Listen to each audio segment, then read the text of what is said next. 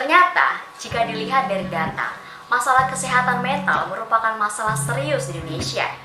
Sebenarnya, apa sih itu kesehatan mental?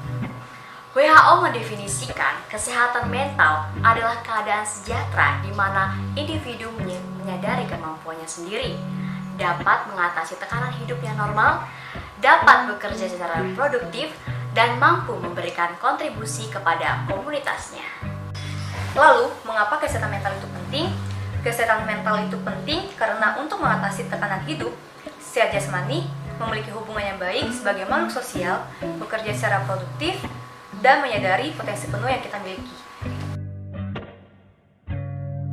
Contoh-contoh dari gangguan mental yang pertama ada depresi, lalu ada gangguan kepribadian atau personality disorder, gangguan kecemasan atau anxiety disorder, gangguan obsesif kompulsif atau obsesif kompulsif disorder yang biasa kita kenal dengan OCD, bipolar, gangguan waham, skizofrenia, dan fobia. Tanda dan gejala gangguan mental antara lain pikiran bingung atau kemampuan berkonsentrasi berkurang, ketakutan atau kekhawatiran yang berlebihan atau perasaan bersalah yang ekstrim, perubahan suasana hati yang ekstrim dari pasang surut, penarikan diri dari teman dan aktivitas, kelelahan yang signifikan, energi rendah atau masalah tidur, dan pikiran untuk bunuh diri. Selain itu, ketidakmampuan untuk mengatasi masalah atau stres sehari-hari dan perubahan besar dalam kebiasaan makan.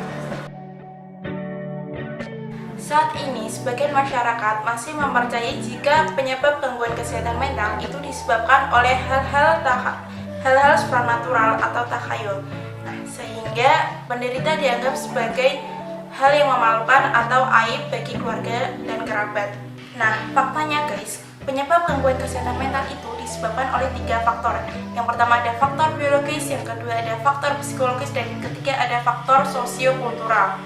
Untuk faktor biologisnya itu dipengaruhi oleh keturunan, temperamen, cedera atau penyakit. Sedangkan untuk faktor psikologis itu disebabkan oleh efek traumatik seperti kekerasan, pelecehan seksual, kehilangan orang tua, atau tindak kekerasan di usia dini.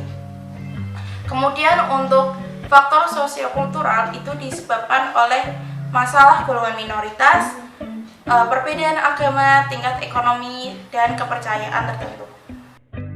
Selain itu, gangguan mental yang sering dialami remaja disebabkan oleh tekanan dalam bidang akademik, berbagai macam pengalaman frustasi, perundungan atau bullying, perasaan rendah diri, stres, kesepian, kegagalan dan keberhasilan yang dialami, pola asuh orang tua, dan disia-siakan di masa kecil.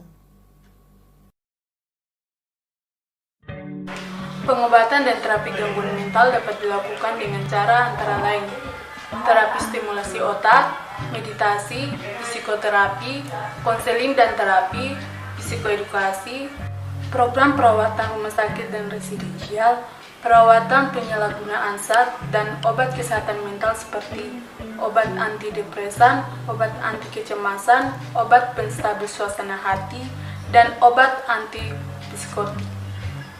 Lalu, bagaimana cara kita untuk menjaga kesehatan mental? Yang pertama, selalu bersyukur atas yang dimiliki dan yang diberikan oleh Tuhan Yang Maha Kuasa. Yang kedua, melakukan me time. Contohnya, mendengarkan musik, berbelanja, dan melakukan hobi masing-masing.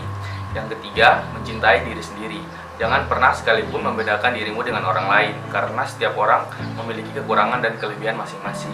Yang keempat, traveling. Contohnya, jalan-jalan atau berpergian ke pantai, ke gunung, dan tempat wisata yang lain. Yang kelima, ceritakan masalahmu dengan orang yang di sekitarmu atau kerabat terdekatmu.